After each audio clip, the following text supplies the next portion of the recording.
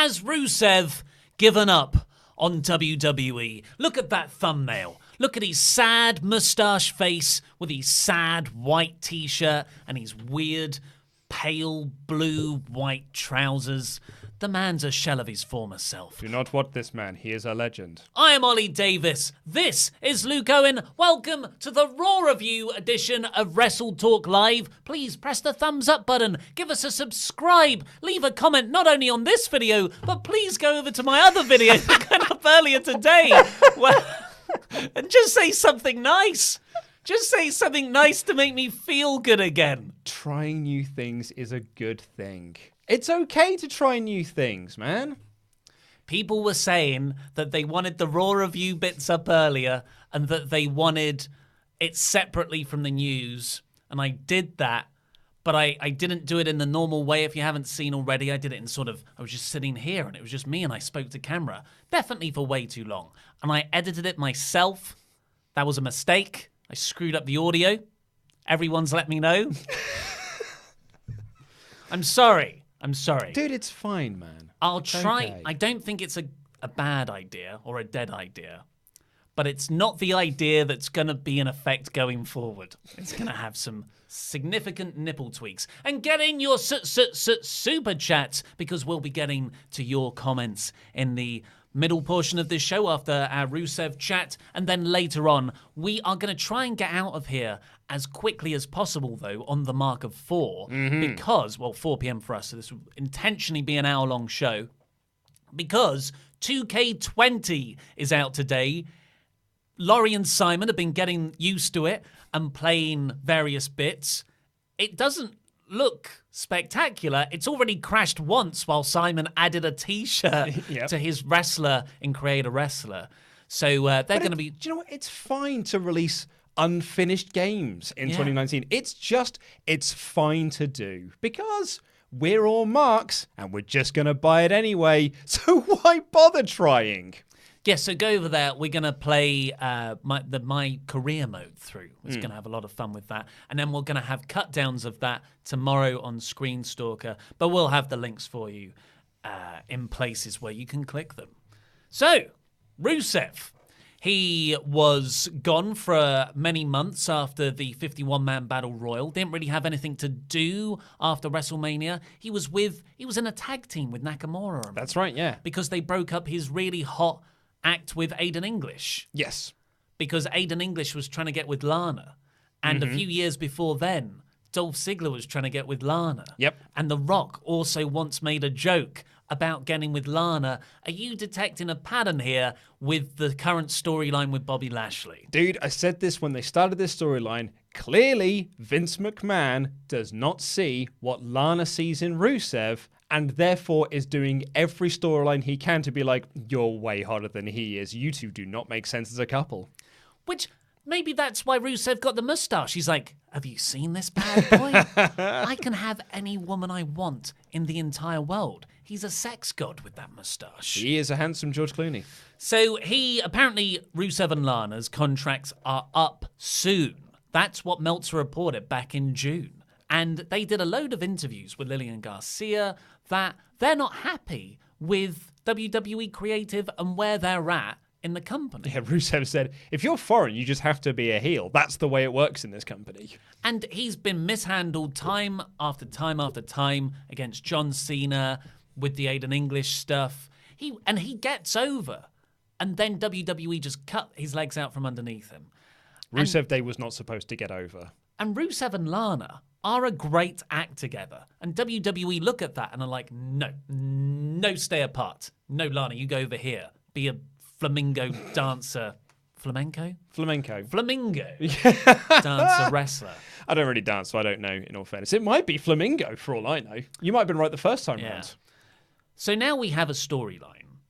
Just happens to be around the same time where it's reported that Rusev and Lana's contracts are expiring, where Rusev is being booked in a feud where Bobby Lashley is just cracking on with his life. And credit to Lana and Rusev, they're doing it. And Lana, for one, seems like she's putting effort in. I was about to say 50% of this act are putting the effort into this storyline. But I mean, I've had it this feeling since Rusev came back. He's wrestling, he's performing, he's cutting promos, but there's a deadness behind the eyes. Oh, yeah, he is 60% there. And how the next chapter in this episode was Rusev came down for a King's Court segment because Jerry Lawler is a featured part of Raw programming now. And they don't have Miz TV, so they've got to have a different talk show in order to get storylines across. How are we going to make this real? Give it a realistic tinge. Let's fill the ring with thrones and have a man in a crown. Which also devalues King of the Ring. So Rusev comes down and Jerry gives some much needed context because up until now we haven't really had any idea of why Lana's doing this, what's happened between them. And he said that Lana has been accusing Rusev of interfering in her modeling contracts. Yes. And yeah, she said that... Oh, man, I can't remember what else he said. What else did he claim? He said that Rusev's been sending his money abroad back to his family. Bulgaria, yeah, that's right, yeah. And that's made Lana annoyed because she cannot spend that money. Yes. So the babyface thing that they're trying to say about Rusev is that he's a good family man and he interferes with his wife's business. So he's a good guy. Yeah, well, I mean, it seems like Lana is egging that stuff I up, know. I'm being facetious. So the crowd are chanting what throughout all of this, which is a very audible indicator that they don't care about this storyline and have no faith in it. Rusev, this was like, this showed me how little he cares about what's going on around him. He said, whoa, everyone, come on, this is a Hall of Famer. Yeah. And he just tapped Jerry on the shoulder. As flat a way as possible. It's a Hall of Famer, guys, come on. Because apparently as well, they had people going out in during the ad breaks to tell the fans not to do the what chants, said it's disrespectful. Really? Yeah. So I think that's just going to make wrestling fans do it more. So I think that's probably just spun off from this, is that I think they're just trying to get rid of that chant completely now and just try and shut it down forever. I mean, it should go. But then Rusev cut a promo where he said he doesn't blame Lana. It's all Lashley poisoning her mind. Poisoned her mind.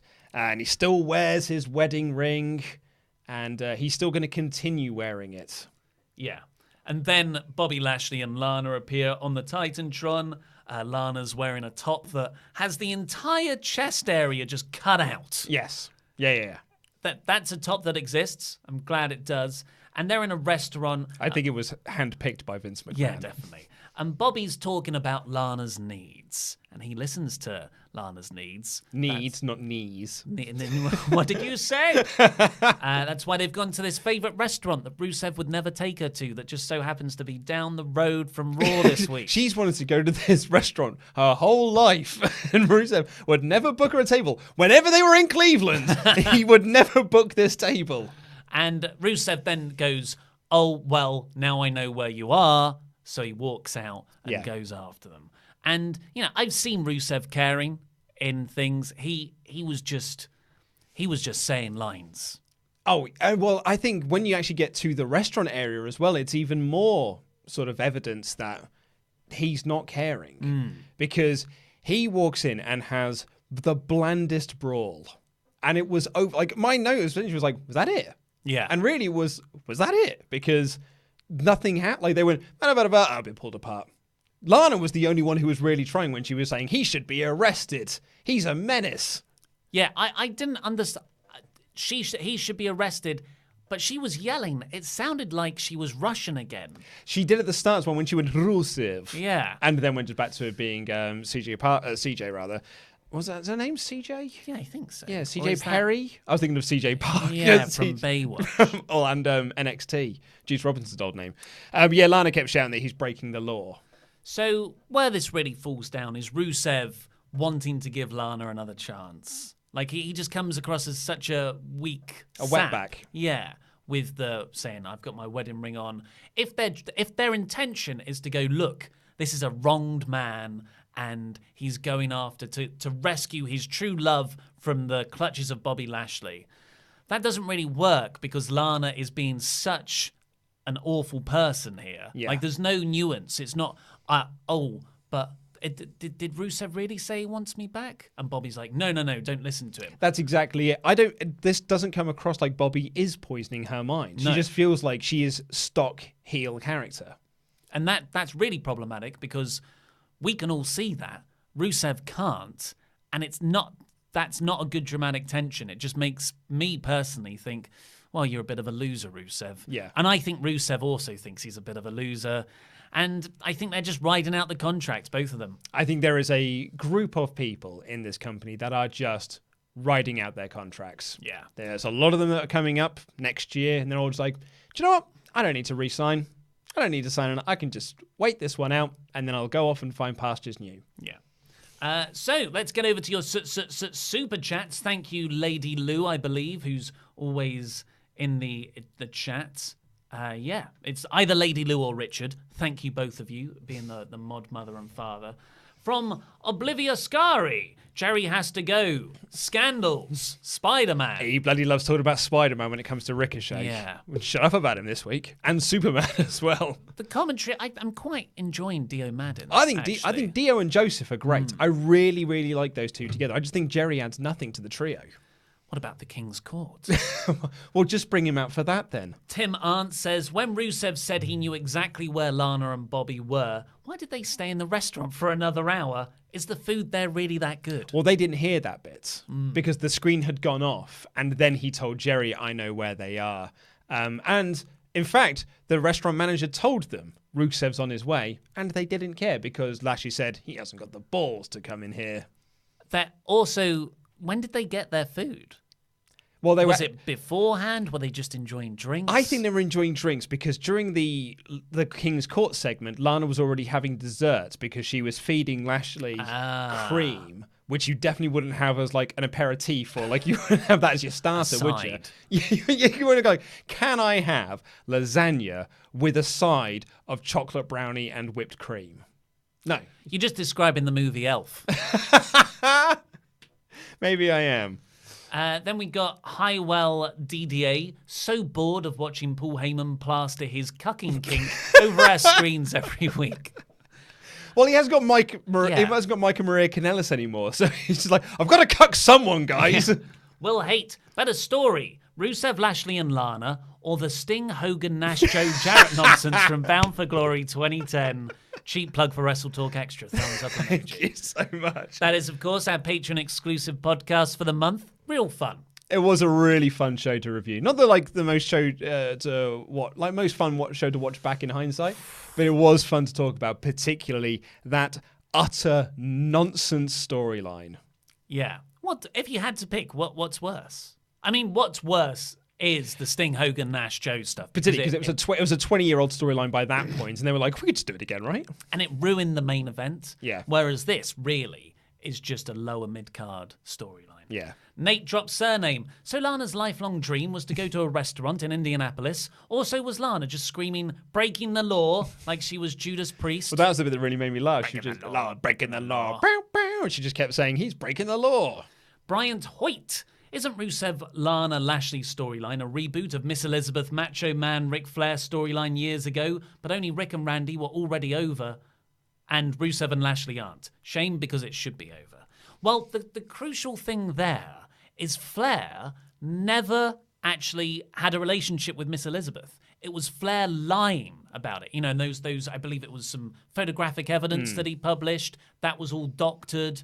So it was Ric Flair trying to get into Savage's head. Yes. You never once thought, wow, Savage is being a cuck there. No. Savage is the last person. He is the complete opposite of a cuck. Exactly. He's too far the other way. He's too jealous of everything. God rest his zombie bones. And Anton H says, got excited and expected a restaurant brawl similar to Stone Cold and Booker T at the supermarket. Price check on Jackass. And Timothy Jones, finally for now, says, Raw was so bad. I mean, it was great, but the Bobby and Rusev segment brought it down the crapper. Also, no women's wrestling at all, not even a segment. Well, there's a reason for this, is that all of the women are on the Australia tour because WWE decided to say, actually, it really exposes how small the division is or how little they think of some of the other women on the roster. But apparently all of the women were in Australia. That's why there were no women's segments on this show. Really, it was just to get you ready for Crown Jewel. Yeah. Let's stop thinking that any women ever existed. Yep. And then you won't miss them when we're in Saudi Arabia. Like for SmackDown on November 1st, they had an opportunity to do an all-women's SmackDown because all of the men are going to be over in Saudi Arabia. But WWE were like, no, we're going to charter a flight back so we can get all the men back on time. So we don't have to give all the women too much stuff to do. So speaking of stuff that isn't a figment of our imagination, Raw as a show opened with the Hell in a Cell recap package and Bray and Seth on SmackDown, and then Seth burning down the Firefly Funhouse last week. Yes. That was a little bit at the start there. We'll come on to that later. But this is the first show of a post-draft era. So the rosters are in place. And this exposes Raw's biggest issue at the moment. And that is that there are, to my count, 4 storylines going on Raw at the moment. There's the Rusev-Lashley storyline. Which is no good. And bearing in mind, I'm basing it on this show as well, in terms of storylines we're getting. There's the Crown Jewel storyline, which isn't really a Raw storyline. Yeah, it's split. That's a Crown Jewel storyline. There is Brock Lesnar versus Cain Velasquez, which is a SmackDown storyline. And it's Rollins defending his Universal Championship against SmackDown's Bray Wyatt. So really, Raw has only got one storyline at present, and it's the Rusev-Bobby Lashley storyline. Yeah, I mean, I'm probably in the minority here, but I really enjoyed this show. I mean, technically, you could have said that Street Profits and the OC also had a feud. That had complications too. But what I really enjoyed about this show is A, I thought all the in-ring wrestling was very good, and B, or two, to annoy people, is how a lot of younger talent was showcased and featured. Yeah. And while this is, it didn't feel like it lacks star power, this episode, a lot of star power, especially over 3 hours. But if they keep these shows up, by the start of next year and entering Royal Rumble season, this is going to be the best show. Well, that's it, which is going to be my follow-up point to it, which is that this show felt like we're laying down the groundwork of where we're going to be going in the future. And we're going with Andrade, Aleister Black, Buddy Murphy. We're going with essentially now, because they have all been flattened out and leveled off over the last 6 to 8 months, we've now got to rebuild them from the ground up. So Raw, for a little while, is going to feel like a lot of rebuilding and restructuring. And it's just like, well, we need to get all of our pieces in place before we start making attacks. Yeah. For me personally, though, the way around that, or the way to start that, is to actually start storylines as opposed to just putting people in matches and be like, now get over. Yeah. Well, it's got to come soon, you'd hope. Yeah. So the first episode with the new brands, new rosters, was opened by Ric Flair. Yes, and they announced that Shorty G has joined Team Hogan. Yay. But Ric Flair was here to introduce his final pick for the Crown Jewel match. And it was the Scottish psychopath, Drew McIntyre, who's been out with injury for a while. Very missed. Rick was. I mean, he was being very Ric Flair with this promo, just saying things, trying to get some cheap heel heat by mentioning hometown things. But because he's Ric Flair, people don't want to boo him. So even they were cheering your local sports team heel heat. Before he brought out Drew McIntyre, he said, well, I've got the last hand to play. And then he looked at a guy in the audience and said, tell your girlfriend that. Don't I know your mother? Yeah, I used to know your mother. So he's just excellent. He's so charismatic. I don't care if he loses his place in promos. And Drew says, here is a showcase for what I'm going to do in Saudi Arabia. Didn't say Saudi Arabia. A Crown Jewel. And it was a match against Ricochet. Rick said, we're going to Saudi. So I was like, don't say it, Rick. Don't say that. It needs to be like The Good Place, where every time you try and say Saudi, you say shorts. Shorts, acoustic. Crown Jewel. Yeah.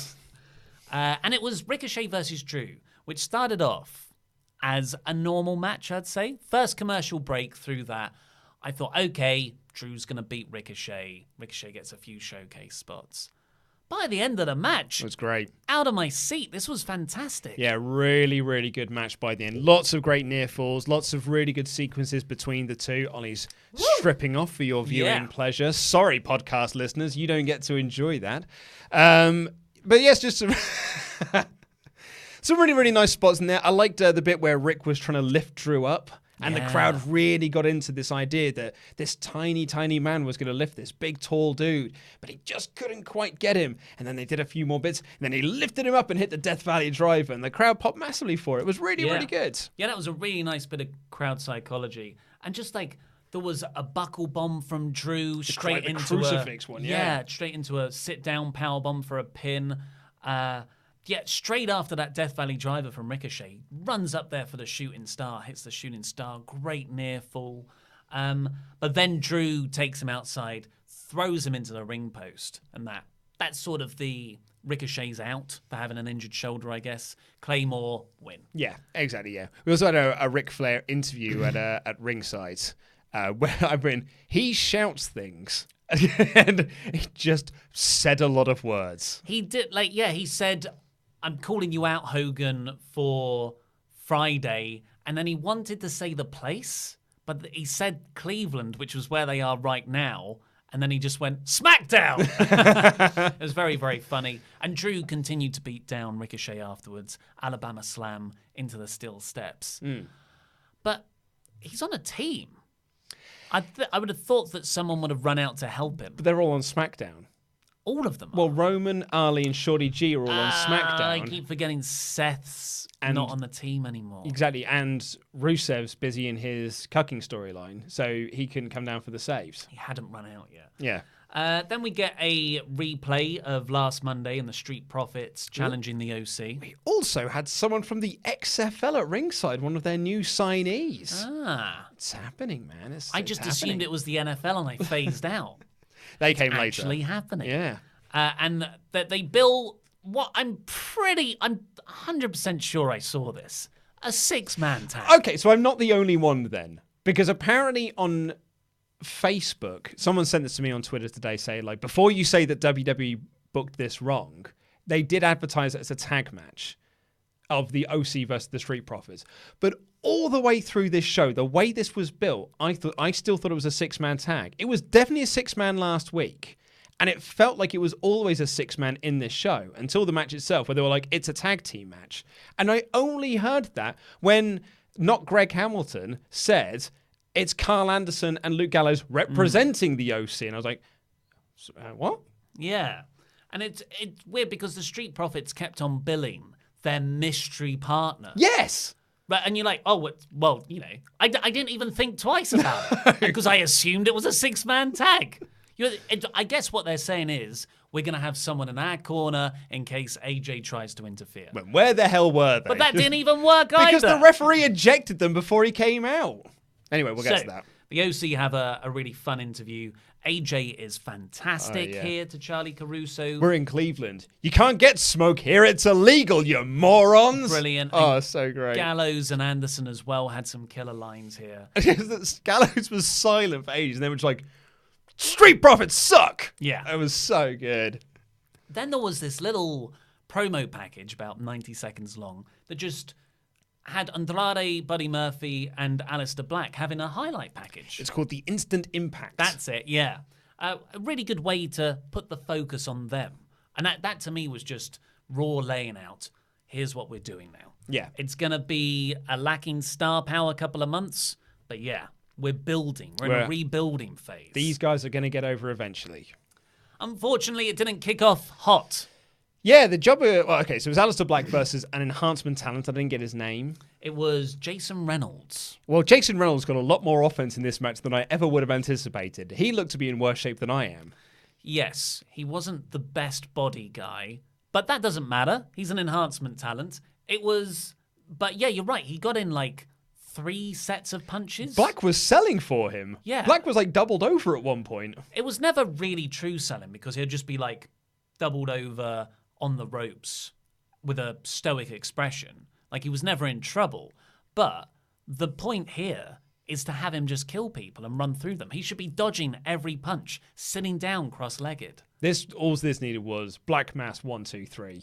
Yeah. This just needed this Jason fella to run at him, full of piss and vinegar, full of all the confidence in the world, straight into a Black Mass for the win. Totally, yeah. So this wasn't that effective. The crowd were very quiet. Hopefully they change that for next week. AOP had a backstage promo, just like they have been for ages. The forgotten tag team of the draft. And they claim to have been a SmackDown talent once upon a time. They said Raw drafted them from SmackDown. I thought they were saying they wanted to keep them from SmackDown as opposed to they didn't want SmackDown signing this team. They definitely said they were a SmackDown team. Did they? Yeah. Oh, that doesn't make any sense because they were definitely a Raw act. It was super confusing. Maybe they were meant to be the wild card trade thing. I'll be honest with you. It's hard because the draft didn't feature these lads. They were not a featured team. They weren't even in like the WWE.com draft picks afterwards. They were just sort of like announced on social media. So they really feel like an afterthought. So it's then very hard to take them seriously when they're sat there in their suits going like, we're the most dominating tag team. And I'm like, well, apparently you're not because no one wanted you. There's that, and there's also, and I'm a real big fan of how they're filming this, how they're being presented. Very Paul Heyman. But yeah, what you said's right, and they've done this in the wrong order. Because on the second week, I think, of these promos, they went outside and beat up some, I think it was Heath Slater and someone else. Yeah. And everything since then has been, we're back in the room. That should have been the payoff at the end of all this. And then you go up levels from there. But it feels like they're just going back and back and back. Yeah. Yeah. Hopefully something will come of it. I'm sure they won't be in their cupboard for too much longer. No. Like, I think next week is obviously Crown Jewel Go Home. Week after that, I think they'll return. Then we got the King's Court Rusev stuff. Then there was an anti-smoking advert. Did you get this? Yeah, I've got WWE tells you that smoking is not cool, however Charlotte is. That was what I took away from this. Which, you know what, isn't a terrible idea. They ran a graphic saying smoking's bad, and then they ran a graphic sponsored by the smoking is bad PSA message saying Charlotte's done all this. Yeah. All her achievements. I'm like, there's an obvious thing here where you say, hey, you kid, don't smoke. Don't listen to what the Street Profits are saying with that they want the smoke. Don't smoke. No. Because then you can have a chance to become a professional wrestler one day. Look at your hero. She's now a babyface. Charlotte. Yeah. Yeah. So, yeah, I thought that was a missed opportunity. But then we got another young talent match. Well, okay, there was a lot of these because that was, and that's why this show felt so long, is that this was a lot of enhancement matches. So it felt like an NXT show, but rather than be an hour long, it was 3. I wouldn't call this an enhancement match, though. Well, actually, yeah, I was going to say this was the surprising one of the bunch that this was not an enhancement match. This was a competitive back and forth match. Yeah, so Andrade versus Sin Cara. Sin Cara has pretty much been out since last summer, I think, when Andrade, he was in a feud with Andrade and they had to call that off. So it was actually quite nice to bring him back here. They did some terrific character work for Sin Cara. Yeah, it's sort of about like how he's been in El Paso doing some work with like the first responders to the shooting massacre that they had there quite recently. And, you know, he did a show in El Paso where he had the first responders in the ring with him. It's like really, really nice stuff. Really good. Do you want to hear WWE Creative Humor's tweet about this? No. Sin Cara stayed injured just long enough to avoid being sucked into Lucha House Party. Nice. Very good. But yeah, so Cara starts off hot, and they just have a really good match from there. 3 amigos, Cara hit this sunset flip powerbomb for a really good near fall. That's a question. I'm just posing this as a question. Why does Andrade mock Eddie with the 3 amigos? To what end is this? Is he doing the mocking of Eddie? I think it's just, hey, we love that guy so much. He is an icon of this sport, and you're doing it, and you're a heel. You haven't earned the right to do Eddie's spots. Just waiting for someone to say, here, pack it in, you. Well, he's working you. Is that what it is? Yeah. But no, it's not working me because I'm not like, oh, I don't like you for doing that. I'm more going, why are you doing that? I'm asking the wrong question. I need like a babyface to be stepping up and be like, you haven't earned the right to do Eddie's moves there. Like it almost makes sense to do it against Sin Cara because him and Eddie are from El Paso. But it doesn't work when you're doing it against, I don't know, Kevin Owens. The first time I saw it done was against Rey Mysterio. Well, that's it, because Rey has got that connection Yeah. with Eddie. So it was kind it of almost makes sense there. Yeah, a slight against Rey, and it's just stayed part of his moveset since. Yeah. I like it as a heel tactic, and it will be a really good babyface move when he eventually turns babyface. People will go crazy for it, hopefully. But yeah, the crowd got super into Sin Cara here, but Zelina Vega hurricaned off the apron for the win. She didn't win. Yes, Andrade won, yeah. We also didn't mention in there as well that Humberto Carrillo was watching backstage in his Power Rangers cosplay. And his dimples. And his dimples, yeah. I thought I would share this image with you, which is Humberto Carrillo, and they've replaced the screen he's watching backstage with Zordon from Mighty Morphin Power Rangers. That's very good. But yeah, he cut a promo afterwards to Charlie Caruso saying that he'll one day be a good champion, unlike one that plays with fire like Seth Rollins. Yeah. He wasn't a good promo. He stumbled over his lines. But fresh face, genuinely young, 23. Yep. This is great Paul Heyman tactics. And this is instantly inserting him into a top thing. Whereas it's like, yeah, you're going to have a match now with this company's top champion. It's like, all right, cool. That's a really good thing to do. Like, that's great. Yeah, and it's, Sammy Guevara, Cody Rhodes, Darby Allin, Chris Jericho. This tactic works when you let them get over in the match. And I thought it paid off really well. Street Profits have a promo making fun of AJ's hair. They're just so good. This is where they tease the mystery partner, saying it's not going to be Ric Flair, Booker T, or Kurt Angle. And their partner hates AJ Styles. Yeah. I instantly thought, it's Cedric Alexander, isn't it? We're going to restart that feud. I didn't even think of that. I was really racking my brains. Like, who could it be? At the start of the show, John Cena. At the start of the show, I thought it was going to be Aleister Black. I thought, what a way to get Aleister Black into a US title picture with AJ Styles, and then you can kind of spin those off into their own feud while you have Dawkins and Ford feud with Gallows and Anderson. Instead, I guess we're getting Kevin Owens. We'll get to that. Yeah, spoiler. Sorry. Come on, man. Some 24/7 title stuff. R-Truth was distracted by one of the Singh brothers. Sunil, I think. It was Sunil. Sunil was saying he was a Bollywood star, while Samir then rolled him up to become the new 24/7 title champion. Sorry. So Truth then kept on saying, either I'm seeing double or there's two of them. That's a funny line. But then he rolled up the wrong one later on.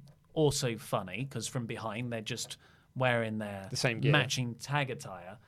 And then he sort of misunderstands that they're separate people. I don't know, that didn't play well. I thought it was quite funny. It was like, so there is definitely two of them. Yeah. I thought that was really good, because up until that point, he still wasn't sure if he had been pinned by one person or two people. I thought it worked. It made me laugh. I think it would have worked a lot better if they were actual twins. Oh, yeah. Well, as opposed to, just being of the same ethnicity. After this, we got Viking Raiders versus Viking Hawkins. Raiders versus Kurt Hawkins. Yeah, they ran down the Crown Jewel card, and then we got Viking Raiders versus Hawkins and Ryder. Ryder said, we're just grateful for this opportunity, because that's their gimmick now, is that they're just thankful to be in this company, which actually is. It's kind of a shoot report on them, really, is that they are people, Hawkins and Ryder that is, who aren't going to question creative. They aren't going to question the pushes they get. They are WWE fans since they were kids, and they are just quite happy to be employed by their dream employers. Yeah. And they've now turned that into a character trait for them, where they are just like, we don't care that we're not getting pushed. We're just grateful to be here. I wonder if we'll get pyro when we go out. And then they don't. Yeah. They spell their name wrongs and everything. Yeah, it's like a named enhancement talent act. Yeah. And that's all this was, really. It was the Viking Raiders, new tag team champions, sort of opportunity to showcase their moves again, and all the big strength spots. I actually really liked the match. I like when Zack Ryder broke up the pin. It looked like he made an error. Yeah, and Eric just went, "You what, mate?" and kneed him so hard in the chest that he stumbled forward himself. And then, Ivar's dives outside are fantastic to watch. But again, I thought the crowd was quite muted. Crowd really went into it at all, yeah. It's that lacking in star power, a lot of the same kind of match. Not the same kind of match in terms of story, but just, star power. Well, since the Viking Raiders have come up to the main roster, this is all they've done. And so I think that even though they're the tag champs, I think the audience are just ready to see them do something else. Have a storyline, for example. Yeah, or longer matches. I think that was It working worked for them. it worked so well last week. Then we got the Lana and Rusev restaurant brawl that we've already covered. And Rey Mysterio comes down with his arm in a sling. Yes. And he's here to hype Crown Jewel. Yes. Yeah, he's here to build that SmackDown match between Cain Velasquez and Brock Lesnar. Don't listen to the parts when he was talking about how his son Dominic, etc., etc. This was all about Cain Velasquez versus Brock Lesnar, the SmackDown storyline. Yeah. But so when Rey came back, like when he started to work the independents and really made a name for himself again as this incredible in-ring worker, which he is, but I feel like I personally forgot that for 8 years when I was just watching him get injured and come out as number 30 in the Royal Rumble. We all knew he was a great wrestler. I never rated him as a good promo. No. And that's not entirely Rey's fault. He was being given a lot of duff material because essentially after Eddie died, that was all his promos were. We're just like, oh, you're friends with Eddie. Talk about him all the time. But even... You got me, Eddie. Yeah, even after then, I just thought... And on the independents, and never really saw anything from him. He has been fantastic this last month. Really, really great. Like, who would have... I never thought I would say that. Of all the surprises in 2019, Rey Mysterio is one of the better promos on Raw. Yeah. Yeah. Really good. And Heyman interrupted him first, saying, Lesnar's going to win. Rey said something back in Spanish, which was cool. And then out came Shelton Benjamin. Shelton Benjamin was fantastic in this segment. Really good. He was so good. He came out to talk about how he trained Brock Lesnar. They were roommates. Yeah. They were, tag team champions when they were in OVW as the Minnesota Wrecking Crew, or the Stretching Crew, rather. And he's talking about all these things. He's just like, I know Brock Lesnar better than anyone. And apparently, and he just beat you up and he got a title shot out of it. So if I beat you up, do I get a title shot out of it? And he slaps him and goes, do I get a WWE Championship match now? How about a US? Yeah. How about an IC? Oh, it was really good. He was essentially just bullying Rey into the corner until Cain Velasquez came out. Yeah. And Rey was speaking over him. It was a very naturalistic exchange. Really, of really dialogue. great. And I thought Shelton physically looked incredible. He was massive. Yeah. Cain Velasquez, however, unfortunately wasn't so thrilling. So Cain Velasquez, since beginning his wrestling career, from what I understand, has been doing a lot of lucha libre, and that's what he enjoys doing. But they brought him into the UFC, and he's got to do fake UFC, which he doesn't look particularly convincing. It's not like Brock Lesnar. When Brock Lesnar does fake UFC, it looks really good. So he just did some takedowns on Shelton Benjamin, but neither of them ever looked any good. It probably would have looked it would have looked better if he'd have just done some lucha libre stuff on him. Yeah. Yeah, I hate to say it as well, but to see Shelton Benjamin there and Brock Lesnar, I think he should wear a shirt. Cain Velasquez. Cain Velasquez, yeah. It's just taken away from... Because if he doesn't look like a badass. He totally is, but I don't know anything about him. So I just think there's a way to tweak the way he looks to make that more threatening. Yeah. Because at the moment, he looks like a guy... it's weird for me to say that because usually I don't care about body image at all. And in fact, I'm more for varied body image. But it just whatever isn't working here. The crowd were pretty flat as well. And also, Vic Joseph says on commentary that Cain Velasquez is the only person to legitimately claim to have manhandled Brock Lesnar. Well, I'm glad we've still got Beast Slayer on Titantrons then.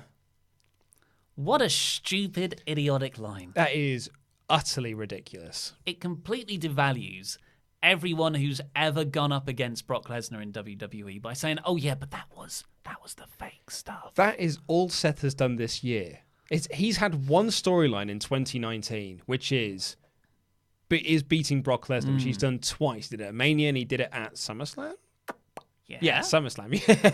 Yeah, it's been a long year. Yeah, and he did it by being, I'm the Beast Slayer and I can beat you. I'm the one guy who can beat you, to get the crowd really behind Seth. So then to have being like, yeah, but his doesn't really count because we let him win. Cain Velasquez, on the other hand, though, he beat him when Brock Lesnar wouldn't let him win. Yeah. Speaking of Seth, it then cuts to Seth Rollins backstage with Charlie Caruso. And Charlie, it was built up a lot as Seth's going to explain his actions, why he burnt down the Firefly Funhouse. Oh, I forgot about that aspect of this. Yeah, I just thought it was a generic Seth promo.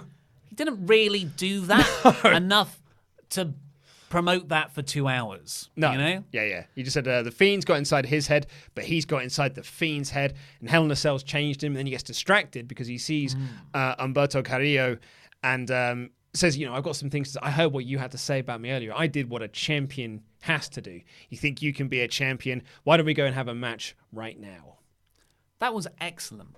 That made me like Seth Rollins. I thought this was a great second half of that was way better than the first half. Yeah, and it was weird as well, just to go back to the Bray stuff. He says that he's found a way inside Bray's head. I did find my way into the Firefly Funhouse after all. And the way he said that and delivered that made it seem like he knew, or he implied that he did go into Bray's head, and the Firefly Funhouse was... Oh, is that your reading? I mean, I don't know, because they announced that Firefly Funhouse is coming back on SmackDown this week. That was not my reading of it, but that's maybe because I just took it as a literal thing of I found the Firefly Funhouse backstage and burned it down. Yeah, and I burnt it down. That's a way to get in his head. Just the way he delivered the line made me think that it was one of those dual meanings where it's also, but I also understand that everyone kind of liked the possibility that the Firefly Funhouse existed only in Bray's head. This is me literally going into Bray's head and inside his mind, and I've destroyed his set.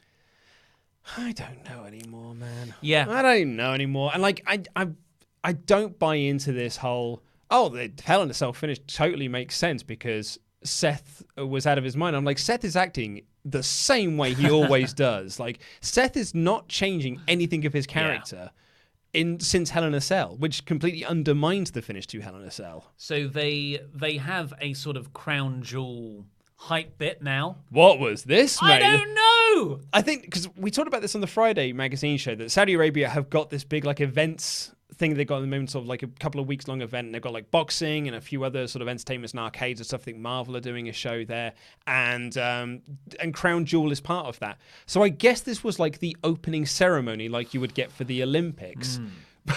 What it was a giant wrestling ring with a giant ladder in it, a ginormous Undertaker, papier-mâché Undertaker, and Undertaker stood in the ring with it. And it did look like we welcome our new Lord and Savior Undertaker. I did say in the awful video I made earlier today. Don't put it down, mate. It's all right. That it is like Undertaker. This is a dystopian nightmare vision of the future where Undertaker rules everything. He's gone mad with power. You will all bow down before me. Give me all your souls. There we go. But then they also said that Seth versus Fiend, it's a Falls Count Anywhere match. And now on the match graphic, in quotes, I don't know who the quotation's from, it says, can't be stopped for any reason. We said this last week. That should be the default setting for these matches. For a Falls Count Anywhere match. It's like billing this singles match and there will be a winner. Yeah. It's that's what I assume. You don't have to tell me that. To have the screwy finishes should be a surprise, but WWE have chipped away at their audience's trust for so long. In all fairness, though, a 3 count is a reason to end a match. So is pinning them not going to stop? Because it can't be stopped for any reason. That's a good point. Because that's what these need. More explanation. Asterisk, see the small print. Okay, brackets, apart from pinfalls, comma, obviously. Before the end of next year, we're going to have iTunes terms and conditions level forms to read before you fully understand the rules of these matches. But I guess that means Seth's winning. Yeah. Brilliant. But for the now, Seth versus Humberto. Humberto. Yeah. Was great. Oh, it was terrific. Really, really good. Carrillo me and Laurie were just singing his praises all the live long day in our NXT reviews when he was down there. And I was chuffed that he got to go up to 205 Live. It meant that I wasn't going to get to see him on NXT there, which I was a bit disappointed by. But when he got called up to Raw, I was like, awesome. Couldn't have happened to a better guy. He's got a really good look about him. I like his Power Rangers cosplay outfit. He is tremendous, and he looked great in this match. And we've given Rollins a lot of stick over the last couple of months, rightfully so, I would argue. But he was fantastic here. And I would say 90% the reason Humberto looked so good was because of Rollins. Yeah, Rollins gave him everything that he needed in this match. Yeah, and he was working ever so subtly heel, like throwing him around into the barricade ringside. When they went into the ad break and they came back, he was the one that had him in the headlock for the rest spot. There was a bit of trash talking there from Seth. It was fantastic. The finish came with Humberto doing a moonsault. Rollins gets the knees up, hits the stomp for the win. Seth has an interesting bit of character work here. He walks out the ring. He's even on the ramp, isn't he? But then he turns around and gets back in and shakes Humberto's hand. My reading of that is Seth was being a bit heelish in that match, and he was like, it's consumed me. I am the bad guy, and he's walking out, but then he's like, I'm not the bad guy anymore. No, let's turn back. And he goes in and shakes his hand. I'm not going to embrace their hate. My note here is that I think they've John Cena'd Seth Rollins. Potentially. It was quite audibly noticeable when he was doing his burn it down stomp chants. It was women and children that were joining along. It was not the older men or teenage boys. It was that noticeable sort of high-pitched thing. And when he won, it was the high-pitched sound again, which is what always happened in John Cena matches. John Cena would be booed by the predominantly male contingent of the audience, but when he was making his comebacks, you could hear the higher pitched of women and children getting into the matches. So I think this Fiend thing has John Cena'd Seth Rollins. The Rock brilliantly called Cena out for that in their promos back in the day. He said, he did an impression of, let's go Cena. Cena sucks. Like that would be the voice comparison. Then we get the second bit of the R-Truth 24/7 stuff. He's not the champion currently. It's the first. He'll probably win it on Twitter or something. Then there's the announcement that the Firefly Funhouse will return on SmackDown this Friday. So do you think there'll be any fire damage on the set? Or it'll be back to normal? I'd hope so. Unless, of course, it is all in his mind, in which case there might not be. But I'd kind of hope that there is, just for continuity's sake. There's got to be some reference. Or it starts on a painting of the burnt down set from last week, and it zooms out. Yeah. And then it's all normal again. Could be a way. And then we got the main event, which was a really, really fun match. Street Profits debut on the main roster, main event of Raw, but the crowd weren't as into it as they could have been because of this confusing six-man mystery partner nonsense. And really, at the end of the day, it would have worked better if it was a six-man tag. Yes. If you'd have had the OC come down and have them do like the "you are never going to find a friend for us" Street Profits make their entrance and say, "We have got a partner." And then out comes Kevin Owens, big baby face pop. We have a fun little six-man tag. Yeah. Because what we got eventually didn't really make a lick of sense, because apparently Street Profits hired Kevin Owens to stop AJ from interfering. AJ consistently interfered in this match to the point where the referee ejected AJ Styles from the ring, and then Kevin Owens came down to stop AJ after he'd been stopped. Yeah, hit the stunner, and that allowed the Street Profits to get the win in the ring. Yeah. It's weird, and the whole crowd are just sitting on their hands waiting for this sixth person to come out, the mystery partner. Yeah. Because they're like, you get that all the time. People, if they know a surprise is coming, they will not invest as much in the match that's right there in front of them. Backlash 2000. Yeah. I love that main event. And it's, Rock and Triple H having a great match, but that crowd is waiting for Austin to come down to the ring. Exactly. But at the end of the day, really, really good for the Street Profits. They looked like stars. They won. They're celebrating everywhere. They're so charismatic that they can get the crowd on their side. And Ford was doing everything he could to get the crowd into this match. Including my new favourite image of all time. They party into the crowd. They're just slapping hands, celebrating with everyone. Montez Ford sees a baby dressed as Hulk Hogan. He takes the baby. He takes the baby, holds the baby up and celebrates. The baby is looking at Montez Ford thinking, this is the greatest moment of my life. This baby is so, so happy right now. Yeah. And the mum, who's wearing an I Did It for the Rock t-shirt, is so happy too, who's just standing to the left of shot. It's like WWE's PR wet dream that Montez Ford is holding a baby dressed as Hulk Hogan. Yeah. That should be in every press release whenever they announce Hogan's coming back for something. Montez Ford forgives him. Yeah. Why can't you? Some of my best friends are street profits. It was so much fun. It felt great, and it's just, this wasn't an exciting episode of Raw. I found it very easy to watch, though, because I like all the wrestlers they're now featuring.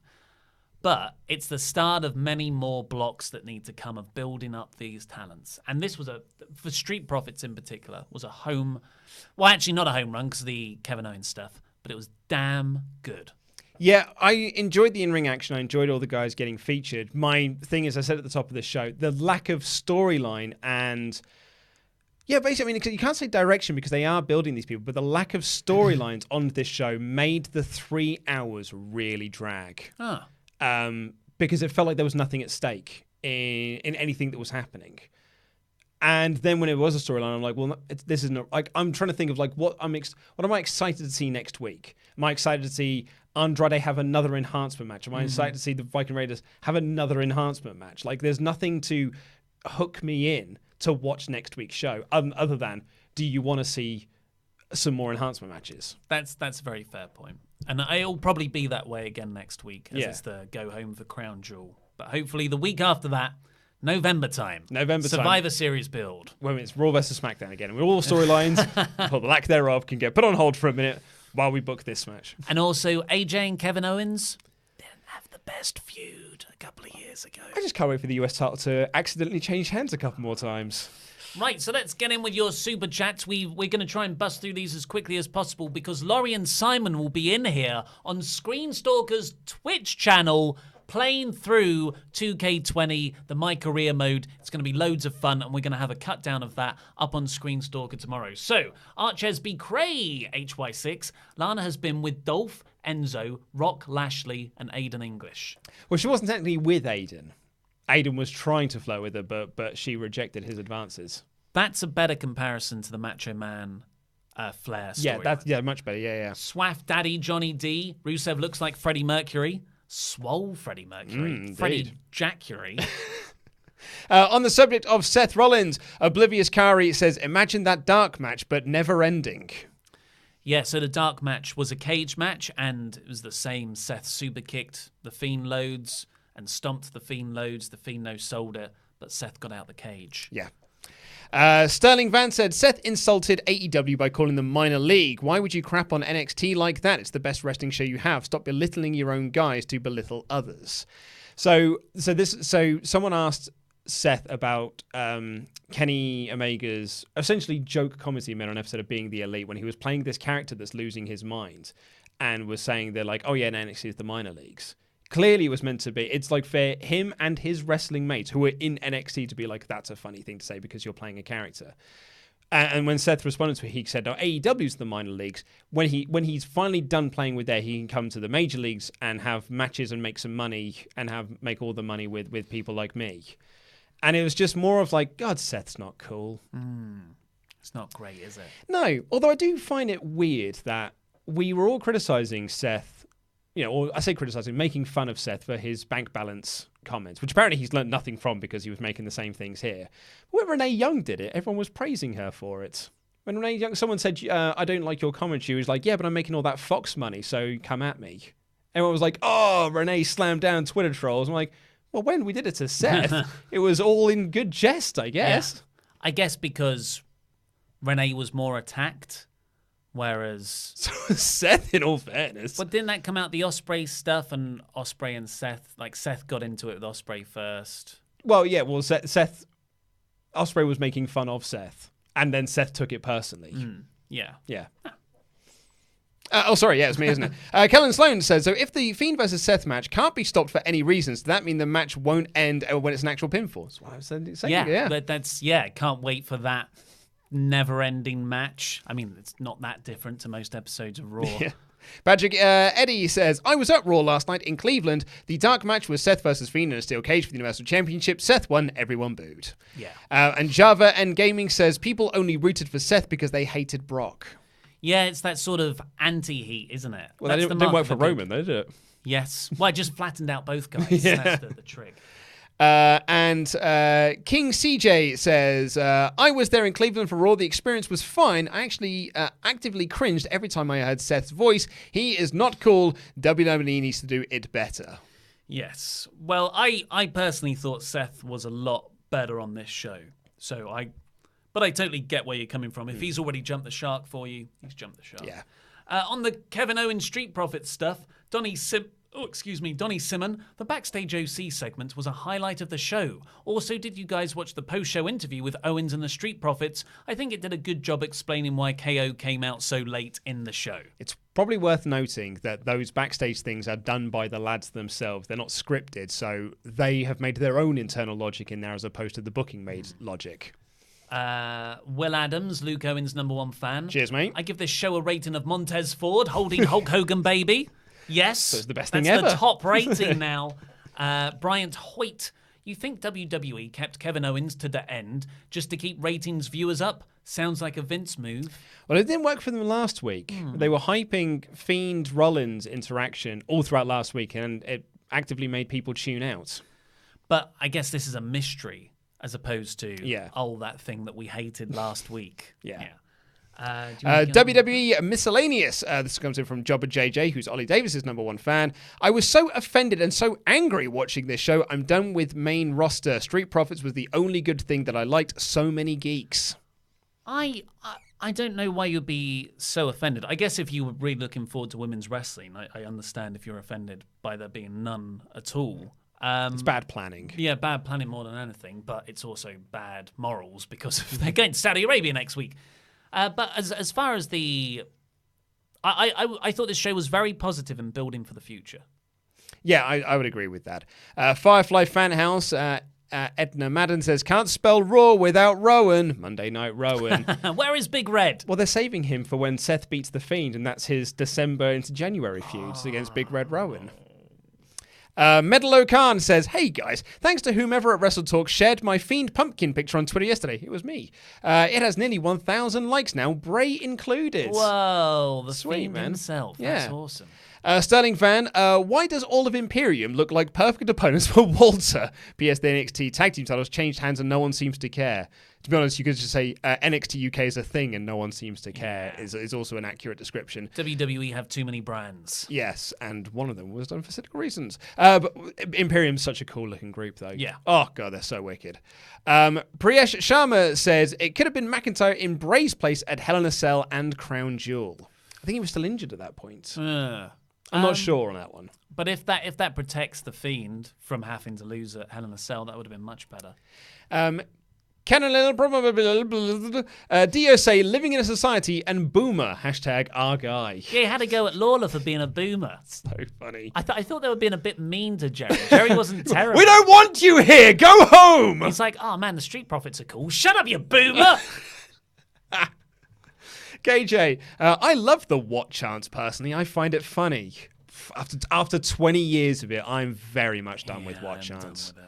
Bryant Hoyt missed Raw due to being at work, but saw YouTube videos. 4 Viking Raiders, Andrade, Seth match, Ricochet and Drew. The crowd still seem dead. Has WWE killed them to the point where even good matches aren't appreciated anymore? Yes. Yeah, that's why the crowd was silent for. Not silent, but not into it as much as they should be.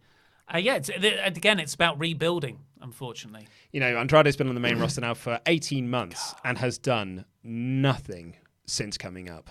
Nate drops surname. Can Andrade get some wins without Zelina's help? I cannot agree with you more. He really needs to just pick up some wins. Yeah. Every match has ended since he's come into the main roster. I'm almost sure every single match has ended with Zelina Vega hitting her Hurricane Rana and then him hitting the Hammerlock DDT. Yeah, that should be saved for the big matches. Yeah. Blake's Mickelson says Murphy versus Carrillo match of shields. Not bad, kids. Oh, like their ring attire? Their entrance attire? I guess so, yeah. Tyler Bailey, this company. I'm tired of WWE. It's 99, early 2000s of WCW. Frustration is overwhelming in me. It's never that bad. It's getting there. No. But I think this is a good... Here's why I'll say no, because WCW in 99-2000 had storylines that just made no sense, while Raw just has no storylines. So that's where the big difference is.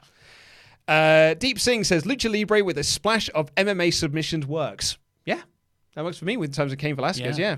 One and only, how is NXT better than the main roster? LMAO.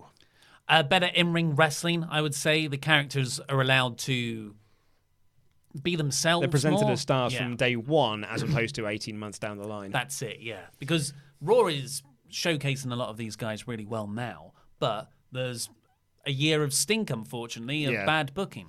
NXT doesn't have that. Swaff Daddy Johnny D pointed out, actually, that Team Flair has the mid-card of evil. It's got Drew, Bobby, and Baron on the team. The mid-card reunite. It's the gravitational pull. It sucked them together. Kevin! I still have a lot of work, so I can't make it to the super chat, but my return is coming soon, and it will be better than Rusev's return. In the meantime, have some money. Also, did Sin Cara wrestle through a commercial break in 2019?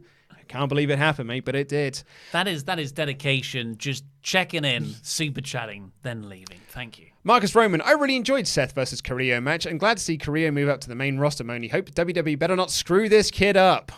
Well, he's presumably a Heyman project, like the Latino babyface star is a huge part of his SmackDown success back in the day, so you'd hope so. Adam Pearson, hey, welcome, Adam. Will Xavier's injury finally split the New Day? I hope not. Yeah, it's a real shame though. He's out for 6 months, I think, is most likely going to be the prognosis. But I hope it doesn't just 6 months means you split the New Day up. And lastly, in this section, Jobber JJ says, I was offended because Seth and Feed is continuing it and WWE have killed the Fiend, the cuck crap, and not caring for its stars, all about Hogan and Flair. Yeah, you can't argue with any of that. I just have to cling to bits of sanity. So I'm taking a positive look. Well, they took sanity away from me, and I loved that group in NXT, so I can't grab onto that anymore. So the miscellaneous. Finn Brennan says, saw Ollie's Irish cousin wrestle at the weekend. Amazing. I don't know who he's talking about, but you've got an Irish cousin. I do. Muscly Luke. Unless they're referring to Scotty Davis. Maybe. And Muscly Luke, which was his tag team partner on that WrestleCade show. Marcus Roman says, get your leopard jacket back, then I'll be happy. Smiley face. One day. Jobber JJ496. Ollie, I love the change. You're working too hard. Heart emoji. Cheers. There you go, bud. Johnny X Walker. First time super chat party. Love all the shows you guys do. I hope he's seen the one from today. Thank you for watching WWE so I don't have to. Crying with laughter face emoji. J-Man251. Hey guys, it's my birthday. Ollie, could you please yell, not now, J-Man. Thanks, love the channel. So like you used to do for Paige. Not now, Paige. Not now, J-Man. There you go. Deep Sing. So what is up with the new background music during your review, Ollie? Are you going to teach us how to waltz? Or did someone copyright that music? I like that song, The Blue Danube, and Ryder the Valkyries. I didn't balance the audio correctly. I will use something a lot more backgroundy next time, if I ever do one ever again.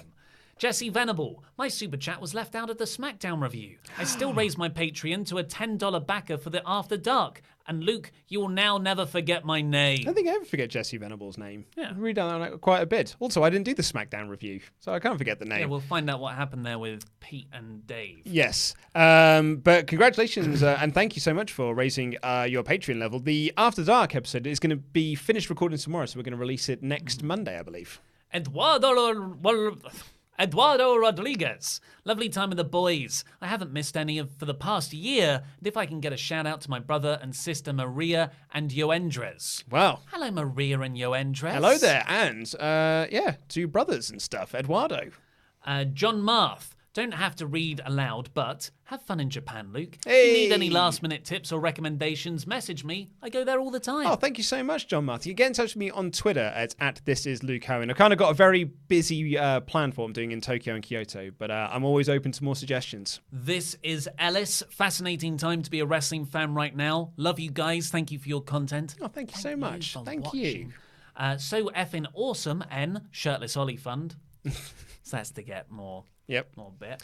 And lastly, on the miscellaneous note, apparently, hashtag FixedWW2K20 is trending number 21 in the US currently on Twitter. So head on over to Twitch to watch the boys stream today. So thank you very much for Mod Mother. Laurie and Simon are going to be on Screen Stalker on Twitch. The link will hopefully be somewhere in the video description and chat. Indeed. And thank you to Jeff Mickle and Sean for your, I hope that's not Sean from the good place, or the bad place rather, for messaging for donating without any messages. Thank you all so much. But before we get out of here, let's give... Oh, there's no... There is. I couldn't find your documents. Okay. So I've got them on my document. Let's do shout-outs to our pledge hammers on Patreon. Thank you, Fistful of Crisps, Chris Christopherson. Hooray! Oh. Moving sideways, Kieran Crabtree. Like moving sideways. The 99%er, Gerrit van der Krift. Oh, 99. Legal name. Rainmaker! Ron Strajan! Yeah, come on, Rainmaker. Jack Daniels on the Carl Rocks. Hey! He's a sexy man, not an Andrew Gross man. Oh! Greg Taylor, Soldier Spy. Yes, Greg. Very nice. Laurie Blake's personal security, Dave Humphreys. Well done, Dave. Probably better than Kyle. Philip O'Reilly. Big claim, big claim. The big guitar. And one of my personal faves, Girls on Film, Evie Duran. Yeah! Well, Erica Please Duran. click the videos that have just appeared on the desk to catch up with the latest awesome WrestleTalk things, including probably the not-so-awesome one that I made earlier. Oh, mate. And press this button right here to become a pledge hammer on Patreon. Also go over to Screen Stalker on Twitch right now because Laurie and Simon will be in there too, streaming WWE 2K20. I've been Ollie Davis. This has been Luke Owen, and that was